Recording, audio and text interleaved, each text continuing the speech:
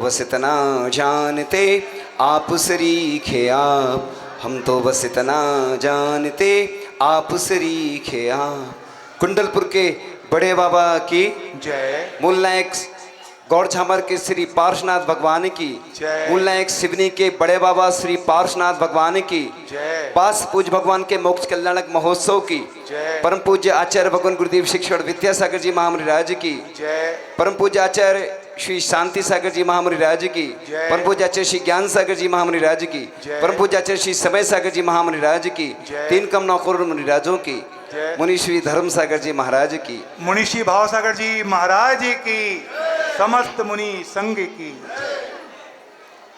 पर्यूषण 70% तो हो चुका था, फिर बीच में ब्रेक आ गया था। अब कल तक तो हमें नहीं लग रहा था कि हम आ पाएंगे, लेकिन हमने देखा है संकल्प में बहुत शक्ति होती है। हमने सोचा था चाहे 5 मिनट को जाएंगे जाएंगे जरूर, जिद करो दुनिया बदलो। और पार्श्वनाथ भगवान के पास जैसे ही बैठे तो पसीना पसीना आने लगा। लोग बोल रहे थे हमने कुछ और सोचा था, जैसे तुम लोग कमजोर होते हो ऐसे हम लोग भी कमजोर रहते हैं, लेकिन मुनिराज इतने पावरफुल होते हैं, उनके अंदर बहुत शक्तियां होती हैं। क्योंकि गुरुदेव की कृपा से रात में ये लोग आए थे और सेवा भैयावर्ती की। देखो साधु जब अस्वस्थ होते पूरे देश में चर्चा का विषय बन जाता है। जब भी कुछ होता है ना,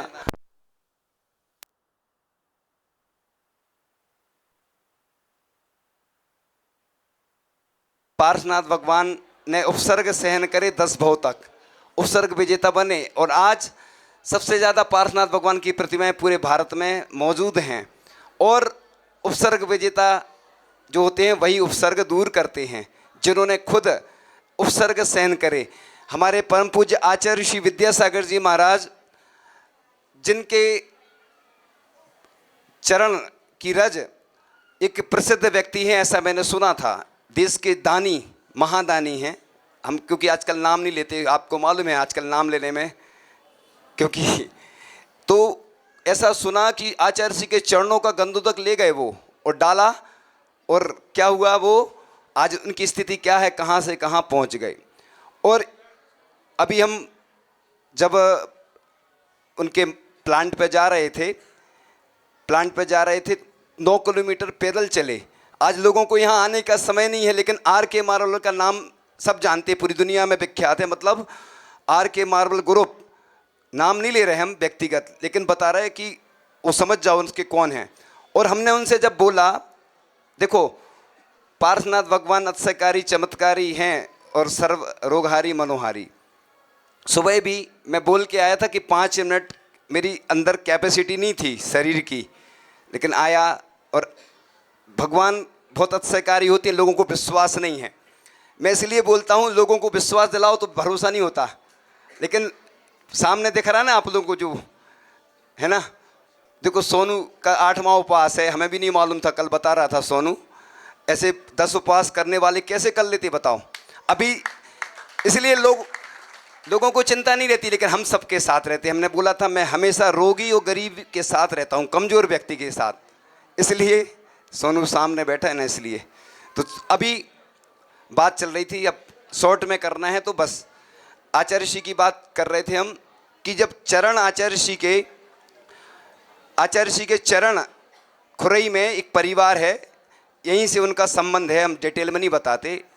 तो आचार्य श्री के उनके लड़का बहुत अस्वस्थ था, और जैसे ही आचार्य श्री के चरण जो प्रतिष्ठित नहीं थे, जैसे ही अंदर प्रवेश हुआ चरणों का, और उनका लड़का ठीक हो गया। मतलब आचार्य श्री के बताते हैं चंद्रगिरी में परिक्रमा करते हैं लोग, तो आचार्य श्री की ऊर्जा 44 घंटे शमशान में ध्यान लगाया है ना। 44 घंटे हमने पढ़े संस्मरण तो रोंगटे खड़े हो गए। मतलब आचार्य जी ने ऐसी साधनाएं की कि हम लोग तो कुछ कर ही नहीं पा रहे हैं। और तो आपने सुना है, अभी हम ज़्यादा नहीं सुनाएंगे, आज तो शॉर्ट्स में सुनाएंगे है ना। तो बस देखो आचार्य जी की जब ये पुस्तक आई, हमारे एक ब्रह्मचारी जी ने भेजी, अब क्योंकि डिटेल में ज़्यादा नहीं बताते। देखो इसकी कितनी 1 लाख प्रतियाँ आई। देखो 1,00,000 प्रतियां आई और डूबो मत लगाओ डुबकी। और इसमें देखो आचार्य श्री की जो हस्तलिपि बोलते ना, इसको हस्तलिखित है ये, मतलब आचार्य श्री की पुस्तकें वैसे तो हुई होंगी कई प्रकाशित, पहली पुस्तक है। ये क्यों निकाली गई कि आचार्य श्री तो चले गए, हमारे बीच में नहीं हैं, लेकिन उनके शिष्य तो हम मौजूद हैं, तो घर घर में पहुँचे। देखो, तो मैंने भी सोचा, देखो मेरे अंदर कोई प्लानिंग नहीं रहती, और प्लानिंग तो पहले से रहती। अचानक विचार आया कि देखो जो उपवास करने वाले हैं, जितने जिसने उपवास किए उसको उतनी प्रति दी जाए, है ना।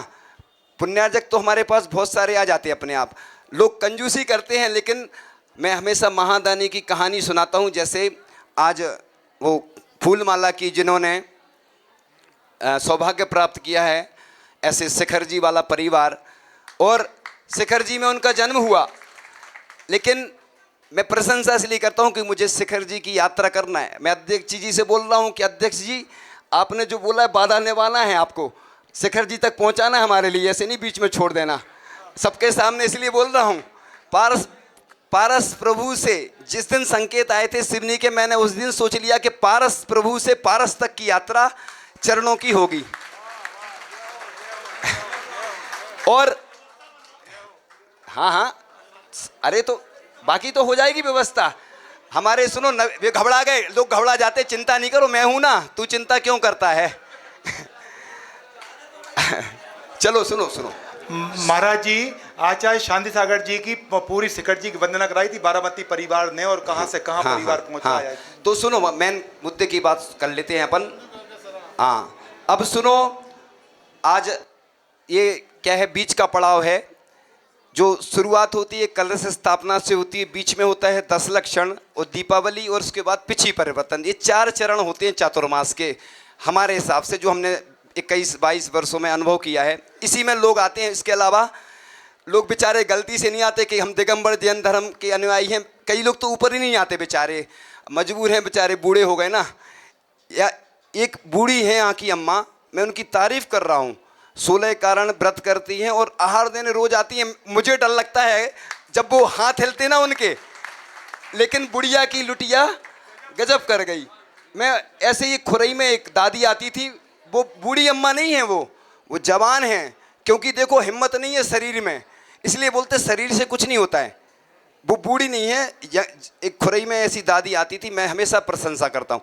मुनि श्री प्रमाण सागर जी महाराज और हमारे उनके यहाँ युगल आहार हुए थे, मुझे याद है खुरई में।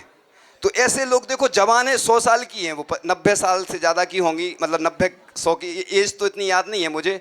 तो ये कहलाता मतलब धर्म, जैन धर्म यही कहता है, जैन धर्म बूढ़ों का धर्म नहीं है। आज मैं सबके सामने बोल रहा हूँ, अब यहाँ की भी कुछ परंपराएं चेंज करना, जो 2 पद्धति चलती वो चलने दो मंदिर की, लेकिन पर्यूषण में अगले वर्ष से कोई का भी चतुर्मास हो या ना हो, प्रवचन हो, कोई कार्यक्रम हो, एक साथ एक जगह करना।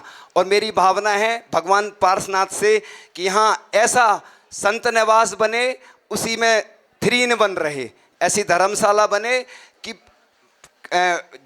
सिवनी जैन समाज जहाँ का रथ 100 वर्ष प्राचीन है, जहाँ रजत वेदी है, सब प्रसिद्ध है यहाँ। लेकिन जो कमी देखने को आई, आज किलकिल चौदस बोलते हैं बुंदेलखंड में, आज अनंत चतुर्दशी को हिसाब को लेके किलकिल होती है। अब चाहे बंद हो गई हो, कहीं होती होगी, तो हम तो इसलिए बोल रहे नहीं, उसी दिन क्यों करो हिसाब, किलकिल क्यों करो। अरे अनंत चतुर्दशी तो अनंत सुख देने वाली होती है। अब हिसाब किताब ऐसे दिन नहीं किया करो, पुरानी परंपराएं बंद करो। अब सिवनी समाज में हमारा चतुर्मास हुआ है, तो हम कड़े वचन बोल रहे हैं, इधर की परंपराएं चेंज करना है। जैसे रथ कल निकलेगा, हमारी अनुकूलता जितनी रहेगी, देखो आप भी जान रहे हो ना, हमने महाराज जी से बोल दिया, वो इधर हम हर चीज़ माइक से नहीं बताते नहीं, लेकिन अपन को सुनो, पूरे भारत के लिए बोल रहा हूँ मैं, क्योंकि विश्व के लिए नहीं बोलता मैं। अभी रथ कहाँ निकलता है? भारत में। हमारे मुनि अतुल सागर जी महाराज जब यहीं थे सिवनी में और रथ निकल रहा था, लोगों की आदत खराब है, क्या करते लोग, आरती करेंगे, रथ रुकेगा। ये कहाँ लिखा, कौन से शास्त्र में? हमें तो कोई भी परंपरा के लोगों में बताओ पहले, रथ के लिए कहाँ लिखा है शास्त्रों में कि भगवान रुकना चाहिए? भगवान लगातार चलते रहे, अपने घर से आरती करो, चाहे पालकी हो, है ना। इधर का बहुत सुंदर रथ है, 100 वर्ष प्राचीन रथ है। तो ये पुरानी परंपराएं चेंज करना है। और जब भी चतुर्मास हो तो कमेटी जो भी बनाओ, ऐसे लोगों की बनाओ कि जो अच्छे से सहयोग दे सकें। अब ज़्यादा हम नहीं बोल रहे हैं, डिटेल हम सब बता चुके पूरा, लेकिन बात कहना जरूरी है। और आज पार्श्वनाथ भगवान की तरफ से बोल रहा हूं मैं, जो भी बोल रहा हूं आज, ये उनकी एनर्जी है, मेरी नहीं है। इसलिए मैं सोच रहा था कि जल्दी खिसक लूं धीरे से। अब ये लोग कह रहे हैं महाराज जी हमें ये करना मत, तुम करते रहे ना, तुम्हें किसने मना किया, हमें कुछ और भी करना है। तो हमारा समय था लेकिन वो निकल चुका, हमारा भी मुहूर्त रहता है हर कार्य का, तो वो मुहूर्त निकल चुका है। तो इसलिए पूरे देश के लिए मैं एक संदेश देना चाहता हूँ कि 2 अक्टूबर को विश्व अहिंसा दिवस है और अपन को प्रयास करना चाहिए कि 2 अक्टूबर को जो ट्रेनों में, कॉलेज, स्कूल आदि में जो शाकाहारी भोजन नहीं मिलता, उधर मांसाहारी मिलता है। हमारे पास कई बच्चे आते हैं, शिकायत करते हैं महाराज जी नॉन वेज में भी मिलता है और वेज। ट्रेनों में जो ट्रेनों में भोजन करते हैं वो जैन, पूरे सुन लो देश भर के लोग, वो मांसाहारी लोग हैं। आज से मांसाहारी घोषित हैं जो ट्रेन में भोजन करते हैं। जैन बिल्कुल नहीं लिखना और हमें आहार नहीं देना। जो सुन रहे पूरे भारत के कहीं के भी हों, चाहे वो जो ट्रेनों में भोजन करते वो मांसाहारी घोषित, नहीं घर का लेके जाते तो वो शाकाहारी। जब तक सुनो, अरे सुनो तो, अरे वो ट्रेनों का मतलब समझो, ट्रेनों में जो बनता है पेंट्री कार में, सुनो, अरे सुन लो, समझ लो, हमें मालूम है, अलग से हम बता देंगे डिटेल में। देश के प्रधानमंत्री और मुख्यमंत्री आदि, राज्यपाल, राष्ट्रपति आदि को ज्ञापन देना चाहिए कि स्कूल कॉलेज में, जो भारत में जितने स्कूल कॉलेज हैं सब में मांसाहारी भोजन की व्यवस्था अलग हो, क्योंकि देश में 75% मांसाहारी भोजन वाले हैं, शाकाहारी भोजन वाले कितने हैं। इसलिए मैं ये सब चीज़ें बोल रहा हूँ, मैं कई बार बता चुका लेकिन मेरी कोई सुनता ही नहीं है। लेकिन मेरे साथ ऐसे बहुत सारे लोग हैं, मैं ज़्यादा तो नहीं बोलता हूँ क्योंकि हमारे योगाचार्य जी को मालूम है कि कुछ ठीक है, नहीं कुछ नहीं। तो 2 अक्टूबर को अपन को हथकरघा, सुनो बस, अरे कुछ नहीं होगा, बड़ा मेहरबान है वो नीली छतरी वाला, हर ताले की चाबी रखे हर चाबी की ताला। कुछ नहीं होगा, मैं प्रभु अंदर विराजमान हो गए, तुम लोग घबराओ नहीं। लोग घबरा जाते मुझसे, मैं बोलता हूँ, तुम लोगों को जाने क्या लगता है, क्योंकि मैं किसी को नहीं बोल रहा हूँ, देश के नाम संदेश दे रहा हूँ और मैं भी जाने ही वाला हूँ बस, इसलिए मैं ज़्यादा नहीं बोलता हूँ। शरद पूर्णिमा को मुनिराजों का दीक्षा दिवस है और बाकी सबको मालूम है, तो उस दिन गुरु का गुणगान महोत्सव अच्छे से मनाना है। पूरे देश में वृक्षारोपण करना चाहिए, 108 एक व्यक्ति करे, क्योंकि एक व्यक्ति के खाते में 28 वृक्ष आते हैं, अभी हमने पढ़ा था, तो 31 तो लगाना चाहिए। पूरे देश के लोगों को संकल्प लेना चाहिए। और आचार्य ऋषि के जो विशेष दिवस आते हैं उन पे भी एक करना चाहिए। इस प्रकार से आगे ये जो आने वाले हैं दिन बड़े महत्वपूर्ण हैं। और आचार्य ऋषि का 54वां आचार्य पदारोहण दिवस जब भी आएगा ना, 7/11/2025 को शुक्रवार में, उस दिन भी ये सब विशेष आयोजन करना है। कुछ बात कह के आप घबराओ नहीं, लोग घबरा रहे हैं, मैं नहीं घबरा रहा हूँ तो तुम ज़्यादा घबरा रहे हो, मैं नहीं घबरा रहा। देखो अभी पारस प्रभु की, यही तो कहते भगवान की भक्ति में अतिशय है, विश्वास है तुम्हें नहीं है। तुम लोग तो फर्जी भक्ति करते, हम देख रहे थे सुबह बहुत तेजी से चिल्ला रहे थे लोग, चिल्लाते तो और भी लोग हैं, तुम्हें मालूम कौन कौन चिल्लाता। चिल्लाने से कुछ नहीं होता है, भक्ति करो तो ऐसी करो, है ना। पारस को मालूम है, रात में देखा था पारस ने, है ना। तो शक्ति कैसे आती है, सच्ची भक्ति से शक्ति आती है। इसलिए हाँ, तो मेरी है यह भावना, पारस प्रभु की छाया में अच्छे से हो साधना। तो ऐसे ही पूरे देश भर में गौशालाएं जो चल रही हैं, नवयुवकों को जुड़ना चाहिए। मंडला में जो करोड़पति व्यक्ति हैं वो जाते सेवा करते, ऐसे लोगों को मैं बहुत प्रोत्साहन दूंगा। और ऐसे नवयुवकों को जोड़ना है, कमेटी के भरोसे नहीं रहना। बस अब ज़्यादा नहीं बोलूँगा मैं आज, पूरे नवीन जी नहीं मैं बता रहा हूँ, पूरे देश के लिए बोल रहा हूँ मैं। सिर्फ शांति रखो आप तो बाहर के हो, आपको इधर की कहानी नहीं मालूम, मुझे सब मालूम है। गौशाला हमारे गुरुजी ने 135 खुलवाई है पूरे देश के लिए, मैं बोल रहा हूँ, कहीं की भी नाम नहीं ले रहा हूँ मैं, आपको मालूम है ना। सब जगह नवयुवकों को जुड़ना है।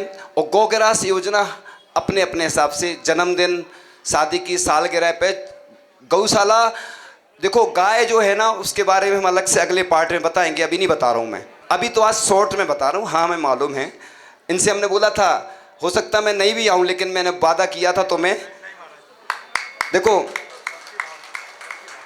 सबरी ने बुलाया था, श्री राम चले आए थे और पारस प्रभु की कृपा से मैं भी चलाया हूँ, है ना। मैं बस इसी प्रकार से एक कुछ ग्रंथालय है जो हमने प्रेरणा दी थी। ग्रंथालय हमने सोचा था इतना अच्छा सुंदर ग्रंथालय बने। हमारे जो दिगंबर जैन साधु जो कि ज़्यादा ग्रंथ नहीं रख पाते हैं, उनको ग्रंथ की आवश्यकता होती, तो निर्ग्रंथ हैं और ग्रंथ मिलते ही नहीं हैं, पूरे भारत में कहीं नहीं मिलते। वो तो आप बताना स्कीम, अभी हम तो सिर्फ प्रेरणा देते हैं। मैं अंतिम श्वास तक गौशाला के लिए, मंदिर के लिए, पाठशाला के लिए प्रेरणा देना नहीं छोड़ूंगा। चाहे मुझे कोई भी कुछ करे, मुझे किसी से डर नहीं लगता। मुझे सब जानते हैं मैं बहुत खतरनाक व्यक्ति हूँ, पूरा देश जानता है, इसलिए मुझसे लोग दूर भागते। ऐसे ही आचार्य जी के चरण भी गौशालाओं में, सब गौशालाओं में स्थापित करना है। पूरे जो सिंगापुर के लोग सुन रहे हैं, जो लंदन के सुन रहे हैं, अमेरिका, क्योंकि हमारे गुरुजी नहीं गए, लेकिन उनके चरण मैं स्थापित करवाऊंगा।